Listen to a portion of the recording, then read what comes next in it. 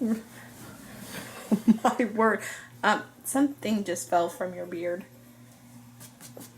I'm shedding. The guy at work asked me the other day, he goes, "Do you wear a hairnet?"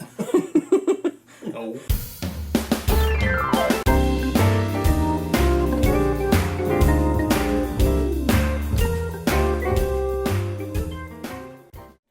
Hi, and welcome back to another edition of Cookin' Chris's Dishes, where I, the good old boy, will be cooking recipes from recipes.crock.com, which is my wife's food blog that has around 400 recipes now and counting. And today we're going to be adding a new recipe to the family. And it comes from one of the new cookbooks from Gooseberry Patch, which is called Fresh and Easy Family Meals. Gooseberry Patch likes to send us some cool cookbooks, and we like to cook out of them. And so again, Vicki, Joanne, we thank you. And today we're going to be making a Tex Mex salsa soup. We're going to kind of adapt this recipe to a slow cooker recipe, so it won't be exactly like it is in the cookbook, but it's okay. If you want to add some stuff into something from a cookbook recipe, you can. If you want to subtract some stuff, you can. Because when it all comes down to it, you're cooking something that you want to eat that's going to taste good for you. And this recipe comes from a lady by the name of Andrea Hayart from Savannah, Texas. And this Tex-Mex salsa soup has the following ingredients. 1 pound of ground beef. Now, if you remember from one of the previous episodes, we had some ready-made ground beef already done from our slow cooker. So this is 1 pound of already cooked ground beef. And you need 4 cups of beef broth. 4 cups is 32 ounces, which is 1 box of beef broth. You also need a 10-ounce can of drained and rinsed black beans and 3/4 cup of dried lentils. You also need 1 teaspoon of ground cumin. Is it cumin or cumin? You don't know? I don't know. I tell you to tell me down in the comments below, but you're just going to write C-U-M-I-N, and I'm still not going to know. So I'm going to say it's cumin. And if I'm wrong, I'm sorry. And then also salt and pepper to taste. And so all you do is take your already cooked ground beef, put it down in there in the slow cooker, along with your lentils and your cumin. I'm cumin now, I want the world to know. And your black beans. Oh, by the way, did I mention 2 16-ounce cans or jars of salsa? Right. I can't remember if I I don't said think that. you did. By the way, Salsa. two jars of salsa, 16 ounces, so 32 ounces of salsa. That's a lot of salsa. I guess that's what's going to make this all Tex Mex.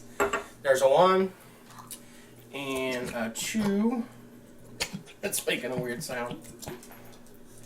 And then to turn this into a soup, your 4 cups, 32 ounces, 1 box of beef broth.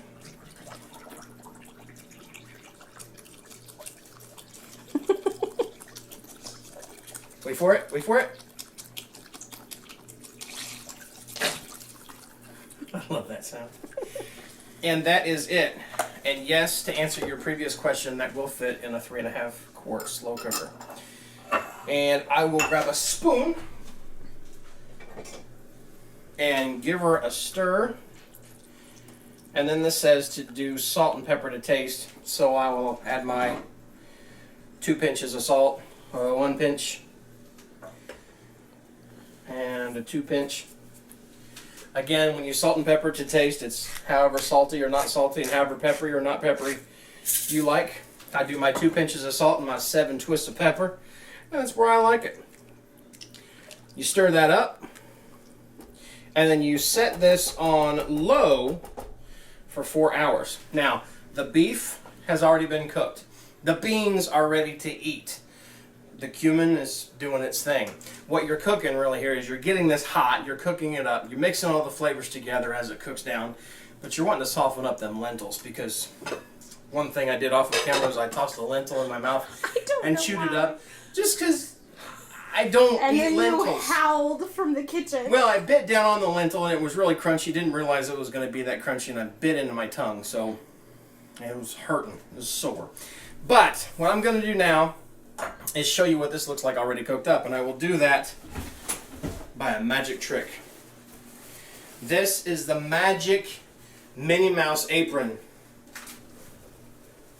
Oh my goodness. Put that over there.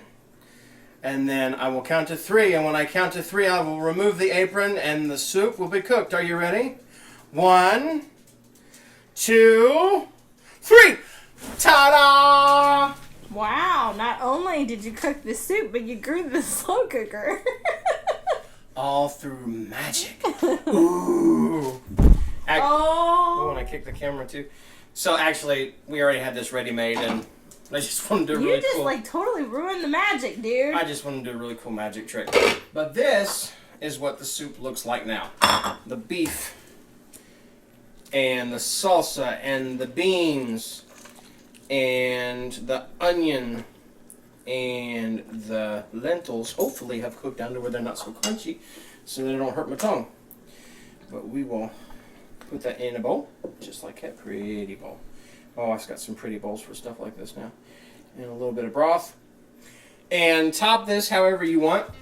I'm going to use some shredded cheese and put on top of it. Andrea also says you can put sour cream on there or maybe some chopped cilantro. I am not a big fan of sour cream. I am. She is. My wife is, so I'm sure when she has some of this, she'll put some sour cream on it. Me, little cheese and I'm good. You could even add crunched up tortilla chips. Mm-hmm. However you want to make it. Guacamole. Holy guacamole. That would taste good. I would eat guacamole in that. Mm-hmm. But I'm just going to try with a little cheese. Give me some of the lentils, some of that beef.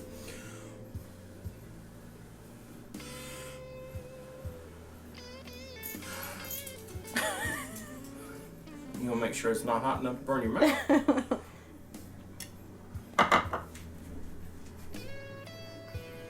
Do you like it? I really do. Good. The lentils will cook down. Mm-hmm. You chew into them, you don't crunch into them. Mm. And you learned today that lentils have a lot of protein in them. Lentils do. Keep you full. For a quarter cup of lentils, it was like 9 grams of protein. That's a lot. Was it 9 grams? I don't know. Let's consult the lentils and find out. Lentils have 8 grams of protein, 9 grams of fiber in one serving, which is a quarter cup. A dry serving of this. Again, don't eat these dry. They're really crunchy, but when you cook them in something, you're putting a lot of protein in it, a lot of fiber, so it's a lot of good for you. But this soup is really, really good. I want some more of it. The salsa really has a lot of flavor to it.